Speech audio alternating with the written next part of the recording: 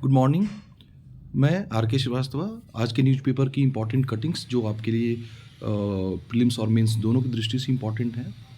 तो आज देखें, आज के न्यूज़पेपर में ये दैनिक हिंदुस्तान की कटिंग मैंने लगाई है। रोड मैप 4 बिहार में कृषि बाजार का विकास होगा। आप सबको पता होगा। देख लें पहले इसमें क्या बातें कही गई हैं। बिहार के चौथे कृषि रोड मैप में खेती के आधुनिकीकरण से लेकर कृषि बाजार के विकास सहित बेहतर उत्पादों की ब्रीडिंग आदि पर फोकस होगा। रोड मैप में क्या खास होगा? राज्य के उत्पादों की ब्रांडिंग पर फोकस रहेगा। चावल गेहूं के अलावा दूसरे फसलों के लिए किसानों को प्रोत्साहन देने की बात कही गई है। सब्जी और मखाना के किसानों को प्रोत्साहित करने की और भी कई सारी चीज़ें हैं इसमें। तो देखिए, रोड मैप 4 आप सबको पता होगा। बिहार में चतुर्थ कृषि रोड मैप पर अधिकारियों के साथ समीक्षा बैठक में मुख्यमंत्री नीतीश कुमार, साथ में है वित्त मंत्री विजय कुमार चौधरी। पीटी के लिए आप एक एक फैक्ट को ध्यान रखेंगे। पूछा भी गया है इसके पहले, बिहार के ऊर्जा मंत्री कौन है, वित्त मंत्री कौन है। फिलहाल तो वित्त मंत्री विजय कुमार चौधरी हैं। तो अब आ जाते हैं रोड मैप 4। आप सबको पता होगा बिहार में जो एग्रीकल्चर है उसके डेवलपमेंट के लिए एग्रीकल्चर रोड मैप की शुरुआत की गई थी। और सबसे पहला जो रोड मैप आया था 2007 में, ये निश्चय किया गया था कि रोड मैप लाया जाएगा। और पहला रोड मैप ये आया था 2008 में, 2008 में आया था ये। और ये 2012 तक, फिर 12 से 17 तक, 17 से 21, बल्कि 17 से 22। तो कृषि रोड मैप अब तक, यानी कि पहला कृषि रोड मैप आपका ये हो गया, ये दूसरा 2012 से 17, तीसरा 17 से 22। और जो तीसरा कृषि रोड मैप है, ठीक है, तीसरा कृषि रोड मैप, तो इसको 23 तक कहा गया था कि इसको 23 तक हम लोग आगे लेके चलते हैं। तो चौथे कृषि रोड मैप के लिए अभी जारी नहीं हुआ है ये। चौथे कृषि रोड मैप का एक खाका तैयार हो रहा है कि इसमें क्या क्या बातें होंगी। अगली कटिंग की ओर जाते हैं हम लोग। अगली कटिंग है, भोजपुर के बद्री नारायण को हिंदी और मधुबनी के अजीत आजाद को मैथिली का साहित्य अकादमी पुरस्कार। प्रोफेसर बद्री नारायण और अजीत आजाद, ध्यान रखना है। तो भोजपुरी के लिए किनको दिया गया है? बद्री नारायण को। और मैथिली के लिए अजीत आजाद को। आप सबको पता है कि 8वीं अनुसूची में जितनी भाषाएं हैं, तो साहित्य अकादमी ने गुरुवार को भारतीय भाषाओं में साहित्य अकादमी पुरस्कार 2022 की घोषणा की है। इसमें कहा गया कि 23 भारतीय भाषाओं के लेखकों को इस पुरस्कार से सम्मानित किया जाएगा। तो इसमें आपको जो मैथिली हो गया और हिंदी, तो बहुत ज़्यादा इम्पॉर्टेंट है ये। हिंदी के लिए किनको मिला है? बद्री नारायण को। मैथिली के लिए मिला है अजीत आजाद को। ठीक है, अगली कटिंग को लेते हैं हम लोग। अगली कटिंग है, PM Modi will decide on extending PMGKY, Pradhan Mantri Garib कल्याण अन्न योजना बियॉन्ड दिसंबर तक के लिए इसको एक्सटेंड किया गया था। अब दिसंबर से आगे इसको एक्सटेंड करना है या नहीं करना है, तो जो union minister of state for agriculture Shobha Karandlaje, तो इन्होंने कल कहा है कि प्रधानमंत्री गरीब कल्याण योजना, अच्छा, प्रधानमंत्री गरीब कल्याण अन्न योजना की शुरुआत कब हुई थी? तो आप सबको ध्यान होगा, कोविड के दौरान जो लॉकडाउन लगाया गया था पहला, तो मार्च से इसकी शुरुआत हुई थी, मार्च 2020 से प्रधानमंत्री गरीब कल्याण योजना। और आप सबको पता है इसके तहत जो 5 किलो जो फूड ग्रेन्स हैं, 5 किलो और 1 किलो दाल, तो ये उपलब्ध कराया जाता है निःशुल्क। अगली कटिंग की ओर चलते हैं हम लोग।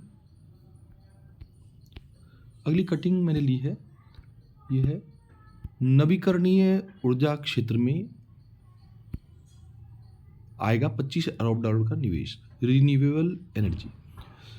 तेल की आसमान छूती कीमतों ने जब दुनिया भर के देशों की अर्थव्यवस्थाओं को तगड़ा झटका दिया, तब नवीकरणीय ऊर्जा का ख्याल आया। ऐसा नहीं है, नवीकरणीय ऊर्जा के लिए पहले से ही बातें चल रही थी। और जो विकसित देश हैं, तो वहाँ पर तो ये काफ़ी ज़्यादा, नॉर्वे, स्वीडन, फिनलैंड, सबको देखें आप। खैर, तो भारत में सौर, जल और वायु के उपयोग से नवीकरणीय ऊर्जा विकसित करने के लिए $25 अरब या 2 लाख करोड़ रुपए के निवेश की योजना बनी है। तो 2022 में देखिए रूस और यूक्रेन के बीच युद्ध छिड़ने की वजह से भी परेशानियां हुई। नवीकरणीय ऊर्जा विकल्पों को अपनाना शून्य कार्बन उत्सर्जन के लक्ष्य को पाने के लिहाज से भी अहम है, इसलिए सरकार ने इलेक्ट्रिक वाहनों को अपनाने पर 2022 से विशेष जोर दिया। इसके अलावा देखिए आपके लिए सबसे इंपॉर्टेंट है 2030 तक 500 गीगावाट की नवीकरणीय ऊर्जा के महत्वाकांक्षी लक्ष्य को पाना है। ये काफ़ी इंपॉर्टेंट है आपके लिए कि नवीकरणीय ऊर्जा के माध्यम से सरकार का क्या लक्ष्य है। तो सरकार का लक्ष्य है कि हम 2030 तक 500 गीगावाट जो लक्ष्य है इसको हम प्राप्त कर सकें। ठीक है, तो इस कटिंग से आपके लिए सबसे इम्पोर्टेंट आया कि 2030 तक सरकार का क्या लक्ष्य है। तो वो सरकार का लक्ष्य है 500 गीगावाट की नवीकरणीय ऊर्जा के लक्ष्य को प्राप्त करना। इसके अलावा यहाँ पर $25 अरब के निवेश की जो बात आई है वो। अगली कटिंग को लेते हैं। कवच से सुरक्षित होगा 34,000 किलोमीटर रेलवे ट्रैक। कवच कवच है क्या? ये कवच से ट्रेनों के आमने सामने अथवा पीछे से टक्कर नहीं होती, ये आप सबको पता होगा। तो कवच जो है वो भारत में 2012 में ही लॉन्च किया गया था, इसको इंट्रोड्यूस किया गया था, लेकिन इसमें गति अब पकड़ी है कवच ने।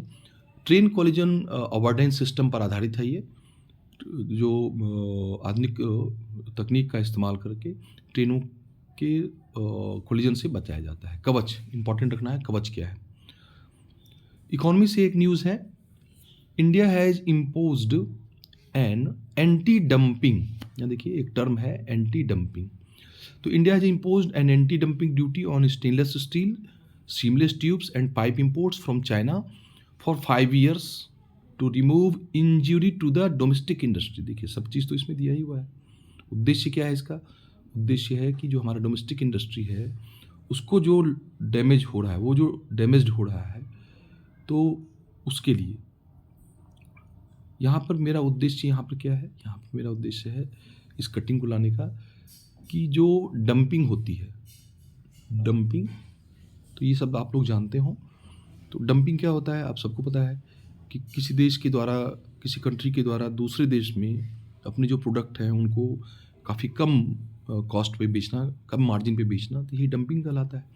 और चाइना लगातार पूरी दुनिया में डंप करता है। तो डंपिंग की वजह से जो दूसरे देश की इकोनॉमी को क्षति होती है, तो वो देश उस देश के कुछ प्रोडक्ट पर एंटी डंपिंग ड्यूटी लगा सकता है। हालांकि अगला देश भी, जैसे भारत ने यहाँ पर लगाया है एंटी डंपिंग ड्यूटी, तो इसके अगेंस्ट में चाइना चाहे तो वो WTO में जा सकता है वो। तो यहाँ पर मेरा उद्देश्य था कि जो डंपिंग शब्द है, एंटी डंपिंग शब्द है, तो ये थोड़ी जानकारी आपको मिल जाए। अच्छा, ये फ़ोटो मैंने लगाई है वही कवच वाला है, यानी कि जो कवच जो भारतीय रेलवे का इंडिजिनस स्वदेश खुद से बनाया हुआ तकनीक है ये कवच। तो उसके तहत क्या होता है, रेलवे की जो आमने सामने की टक्कर होती है, देखिए यहाँ एक ही पटरी पे दोनों हैं, लेकिन ये जो सिस्टम है कवच, ये दोनों के कोलिजन को रोक देगा। ऑटोमेटिक जो ब्रेक हैं ये काम करेंगे, ठीक है, तो ये कोलिजन नहीं होगा। आगे बढ़ते हैं अगली कटिंग की ओर। अगली कटिंग जो मैंने ली है, तय सीमा से पहले नई सरकार का गठन करेंगे नेतन्याहू। काफ़ी दिनों तक इजराइल के प्रधानमंत्री रहे हैं ये। तो अभी इजराइल में जो चुनाव हुए हैं उसके बाद इजराइल के नवनिर्वाचित प्रधानमंत्री बेंजामिन नेतन्याहू ने घोषणा की है कि वह अगली सरकार बनाने जा रहे हैं जो इजराइल के सभी नागरिकों के कल्याण के लिए काम करेगी। और माना जा रहा है कि शपथ ग्रहण नए साल में, देखिए 2 जनवरी तक का समय मांगा है इन्होंने। इजराइल की संसद का नाम क्या है? नेसेट है ना, नेसेट। तो इस कटिंग से आपके लिए क्या प्रश्न बना? आगे प्रश्न पूछे जा सकते हैं कि हाल ही में इजराइल में संसदीय चुनाव हुए, तो वहाँ पर कौन प्रधानमंत्री बने हैं? बेंजामिन नेतन्याहू हो गए। इजराइल की संसद का नाम क्या है? नेसेट नाम है वहाँ का। और देखिए यहाँ पर इजराइल की राजधानी यरूशलेम नहीं है, इजराइल की राजधानी, हालांकि इसमें यरूशलेम दिखाया गया है, इजराइल की राजधानी यरूशलेम। तो यरूशलेम पर दोनों अपने दावे करते हैं, इजराइल भी और फ़िलिस्तीन भी।